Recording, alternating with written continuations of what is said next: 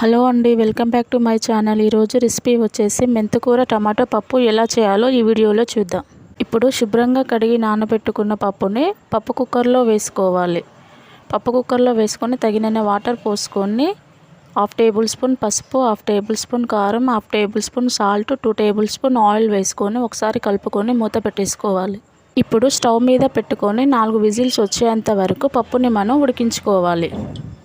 ఇప్పుడు stove off చేసుకోవాలండి. Stove off చేసుకొని మూత తీసి చూస్తే చూడండి పప్పు ఎంత సాఫ్ట్గా మెత్తగా ఉడికిపోయిందో. చాలా సాఫ్ట్గా ఉడికింది.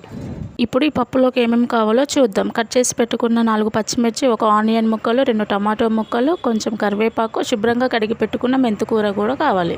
ఇప్పుడు స్టవ్ పై గిన్నె పెట్టుకోవాలి. గిన్నె వేడైన తర్వాత 2 టేబుల్ స్పూన్ ఆయిల్ వేసుకోవాలి. ఇప్పుడు ఆయిల్ వేడైన తర్వాత 1 టేబుల్ స్పూన్ జీరా, 1 టేబుల్ స్పూన్ ఆవాలు, 1 టేబుల్ స్పూన్ పోపు దినుసులు వేసుకొని అలాగే 4 వెల్లుల్లి రెబ్బలు కూడా వేసుకొని అవి బాగా ఫ్రై అయ్యేంత వరకు కలుపుకోవాలి.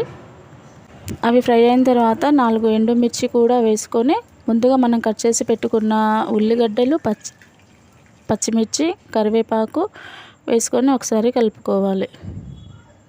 ఇప్పుడు 1/2 టేబుల్ స్పూన్ పసుపు కూడా వేసుకొని మరొకసారి బాగా కలుపుకోవాలి. ఇప్పుడు కలుపుకున్న తర్వాత మనం ముందుగా కడిగి పెట్టుకున్న మెంతాకును కూడా వేసుకొని ఒకసారి బాగా కలుపుకొని మెంతాకు పచ్చివాసన పోయేంత వరకు స్టవ్ మీద పెట్టుకొని మూత పెట్టేసుకొని మగ్గించుకోవాలి.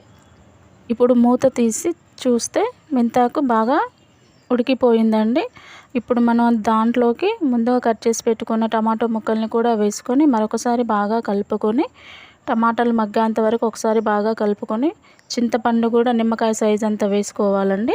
అవి వేసుకున్న తర్వాత టమాటాలు మగ్గిన తర్వాత మనం ఉడకబెట్టి పక్కన పెట్టుకున్న పప్పును కూడా అందులో వేసుకొని ఒకసారి బాగా కలుపుకోవాలండి. సో ఫైనల్గా అయితే మెంతికూర టమాటో పప్పు రెడీ అయిపోయిందండి. సో ఈ రెసిపీ మీకు నచ్చినట్లయితే మీరు కూడా తప్పకుండా ట్రై చేయండి. ఎలా ఉందో కామెంట్లో చెప్పండి. ఈ వీడియో మీకు నచ్చినట్లయితే లైక్ చేయండి, షేర్ చేయండి, సబ్స్క్రైబ్ చేసుకోండి.